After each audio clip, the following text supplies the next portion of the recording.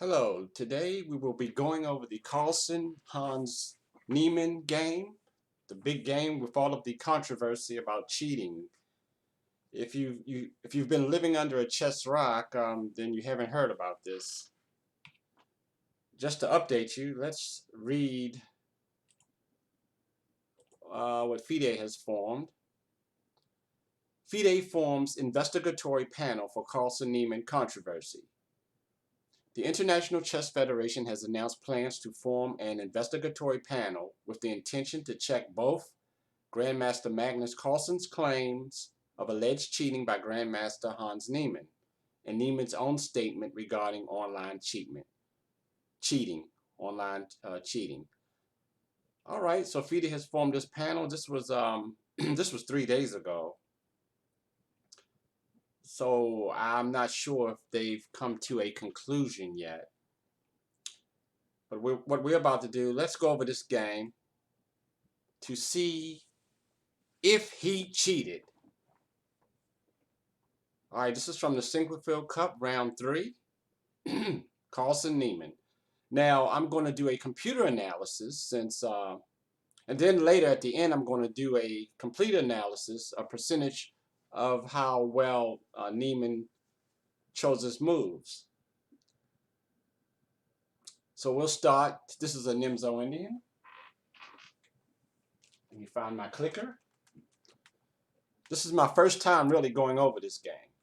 So D4, and it's been a while. Knight F6, C4, E6. Carlsen has white, as you can see. Knight C3, Bishop B4. Nimzo Indian. G3. Sometimes they play E3. E3 castle, maybe then D5 after the bishop develops to D3. Then they throw after then D5. G3 castle, Bishop G2. He chose the fianchetto. D5, A3. So far standard. D takes C4. That pawn on C4 can probably be recaptured easily. It's only a temporary. He's up temporarily a pawn. Black is. Knight F3, C5, attacking the center. Castle. We're going to see how accurate Hans was according to the engines. Queen takes D4, knight to C6. Carlsen recaptures the pawn. Let me see, we have 6 pawns apiece. The position is basically even. And then we have E5, which is a computer move to free the bishop on C8. Bishop G5, pinning the knight on F6. And H6, threatening the bishop. Rook F D1, attacking the queen. Bishop E6, counter-attacking. A little calculation is required here. So far, uneventful. Rook takes D8. I have your queen. Bishop takes queen. Rook takes. Rook takes. Carlsen captures the far bishop on the A file. Make that bishop on the F file do a little bit of work. But Niemann's pawn structure is now disturbed on the king side. And E2 is attacked, so Carlsen plays king to F1. Computer says black has an advantage here. Slight advantage. White has these split pawns, A and C. And black has disturbed his king side. The king pawn formation on the king side is not good. Rook to D8, centralizing the rook. King to E1, blocking intrusions from the rook to D2. Knight A5, Rook D1, counterattacking, fighting for the D file. Niemann does not want to exchange. Let's see what the computer. Yes, computer would choose Rook C8 here. Because white has a weak A and C pawn. So Rook C8, Knight D2, attacking the bishop. Bishop E6. Carlsen then advances the pawn. C4.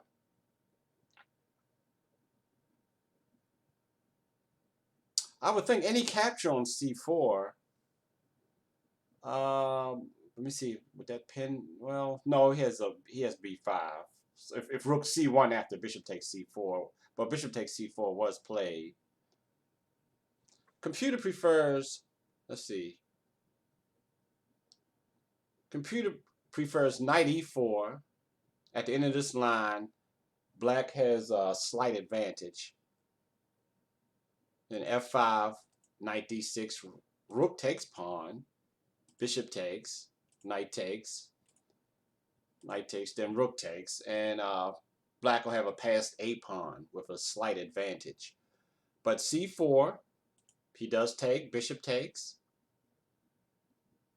Oh, he wants to take right away. Okay, can't take advantage of the pin. Rook c1 isn't even a suggestion from the computer. Let's see. Well, rook c1, like I said, then yes, then b5, then b5. So that wasn't considered. So knight takes, rook d8. So far we're about even. King to g7, bishop d5, rook back to c7, rook a8 attacking the a pawn, a6, rook to b8. Carlsen is just trying to find some weaknesses, trying to invoke weaknesses maybe. f5, maybe king, no, not, yeah, king f6 is an option from the computer. I would have played king f6 here. Then e4, g4. Now, computer says this g4 is a mistake. Carlsen is trying to break up the pawn structure on the king side, which seems reasonable to me. So we have let's see, why is g4 a mistake?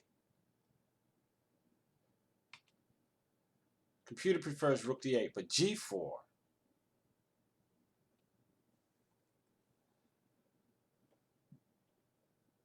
So Niemann correctly chooses not to take on g4 because then rook takes.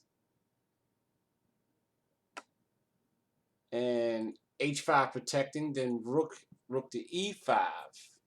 This is what Magnus would play, and they're close to even here. The idea is if f takes g4 would accomplish what white was trying to do, which is to break up that pawn formation with g4 here. Niemann correctly, he plays a computer move. He attacks the bishop first, and also rook to c5 attacking the bishop. The bishop has to move. Rook c5 is an excellent move. It's not hard to find. It's not such a absolute computer move per se.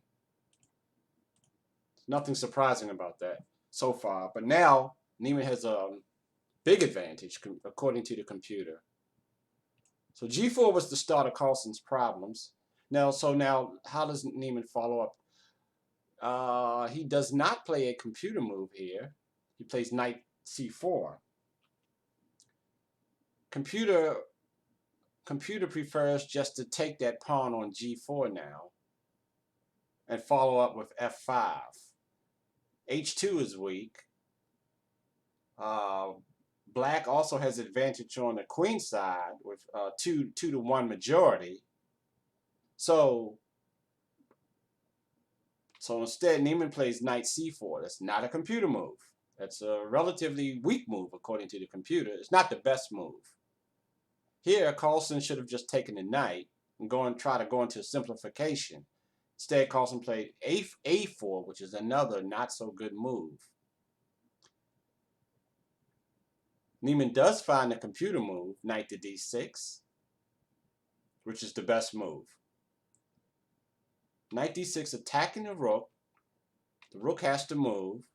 Then he takes on g4 for big advantage. The knight on d6 protecting e4.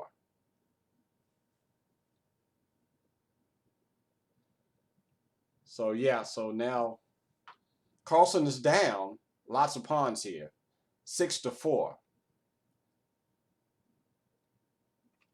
again, should have taken the knight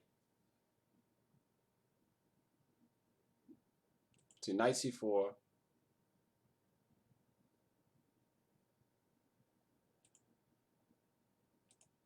Well, here computer says bishop takes, rook takes, then g takes.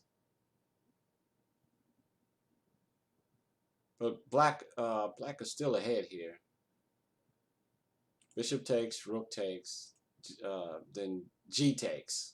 I'm getting ahead of myself here. After g takes, okay, right. Then rook a4. Wow, yeah. So that pawn will fall. He has a big advantage here. So a4, knight d6, attacking the rook again. Going back over this variation. Then he takes rook d7, and then e3, which is a brilliant move. Computer says with a mate threat. The threat is rook c1 mate. e3 threatening rook c1 mate. So he has to take, or move the king to f1. If king to f1, rook check, then king to g2, then rook c2, and it's a party along the second rank here. So f takes. Oh, notice he didn't have time to take the knight after e3. Let me see something here.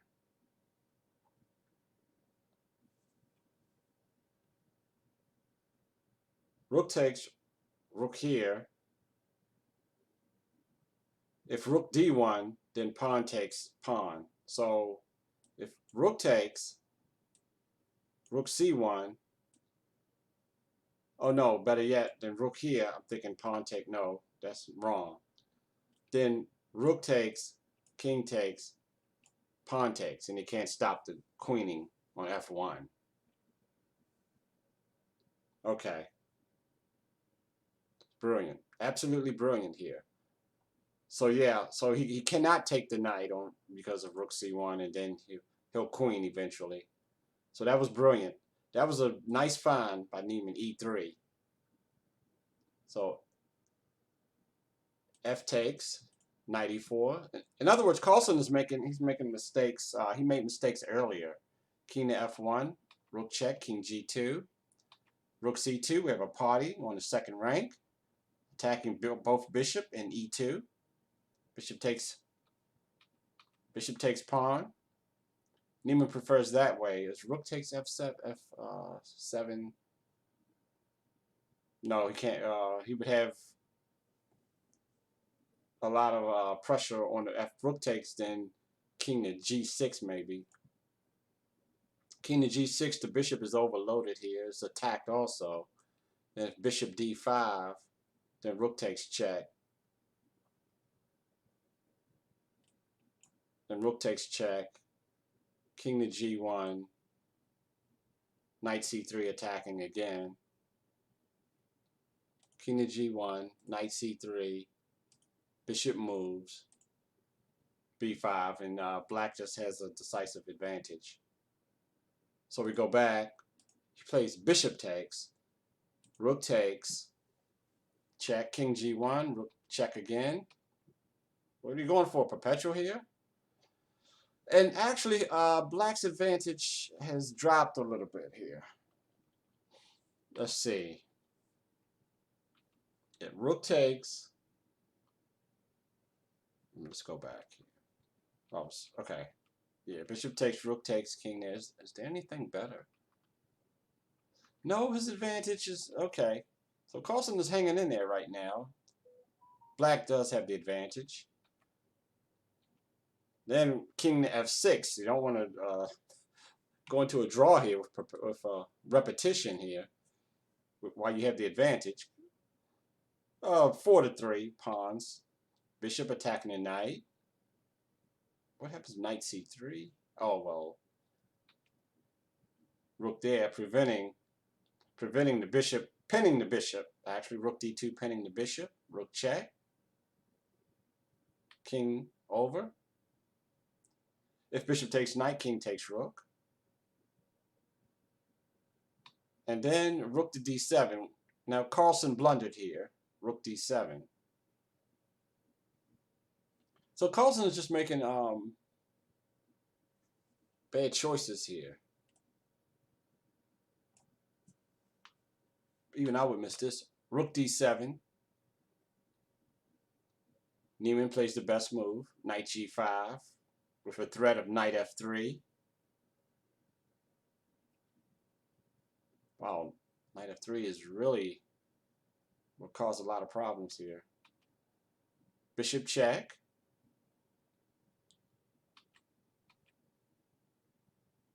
King simply moves because of rook takes d2, knight check with a fork. Ah, that's very clever. It's very clever.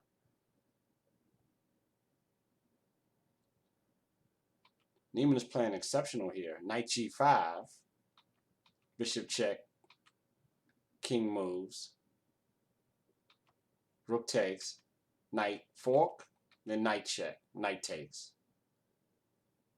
And 4-3, but a pawn side majority, 2-1 majority on the queen side. That should then he has a weak e3 pawn. It's on the dark square. So the rest is just a mop-up operation. King to e5, king to g3, knight check. Here he just mops up the pawns here, Niemann. King to f2, knight takes. After that g4 move, Niemann played accurately.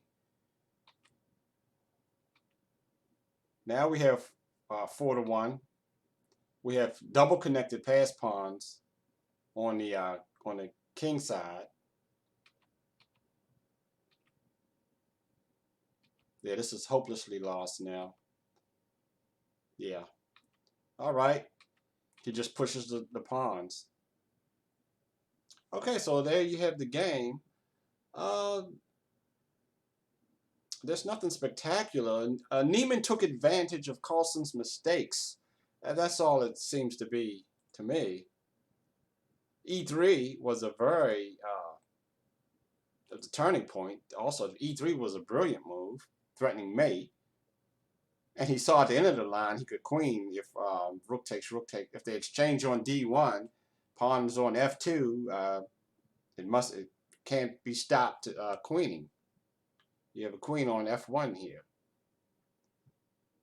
So that's brilliant. Let's see what percentage that Hans did for this game. So this is the game on chess.com. Now I'm going to do a game review. Now let's see what is the percentage that Niemann performed here, the accuracy. That's what I'm trying to get to. Okay. Sure. Checking mistakes, finding tips. According to computer analysis, Niemann performed at a 91.9% accuracy. Game accuracy is a score measuring the accuracy of your moves on a scale of 0 to 100 but compared to the top computer moves. And Carlsen's at 88.4. Now, let me see if I can dig deep into this. This is on chess.com.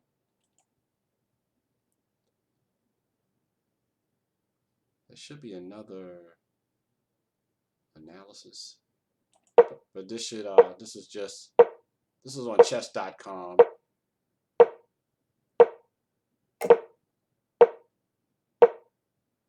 Saying in A3 bishop takes. Okay.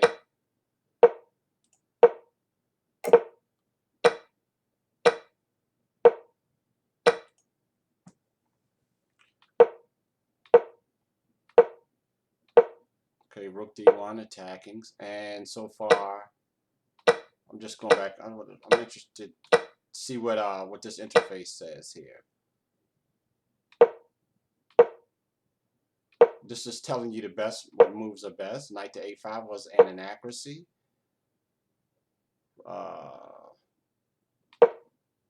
Bishop to e6 was best. We can just look at the arrows. No, knight h4 was best here. Rook c8. Niemann just played an accurate move. Let's get to the inaccuracies. Let's see. Moves in yellow here.